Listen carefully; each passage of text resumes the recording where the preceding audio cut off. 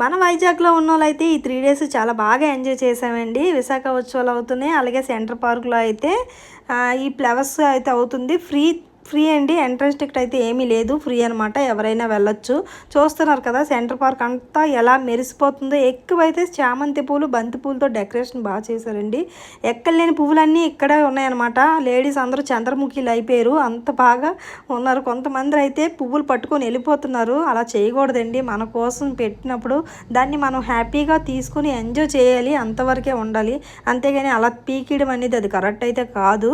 నాకు తెలిసినంత వరకు ఎంజాయ్ చేయాలి అండి, అంతేగాని వాళ్ళు ఎంతో కష్టపడి డెకరేషన్ చేస్తే అవి పీకిడం అనేది అయితే కరెక్ట్ కాదు. మన కోసమే పెట్టినప్పుడు అది మనం ఎంజాయ్ చేయాలి. ఎంట్రన్స్ టికెట్ కూడా పెట్టలేదు, మనకి ఫ్రీయే పెట్టారు కాబట్టి దాన్ని మనం చూడాలి అంతే. చూసినంత వరకే, ఎంజాయ్ చేసినంత వరకే, కానీ దాన్ని పాడు చేసినట్టు ఉండకూడదు కదా. అదైతే మాత్రం నాకు నచ్చలేదండి. కొంతమంది అంటున్నాను, అందరినీ కాదు.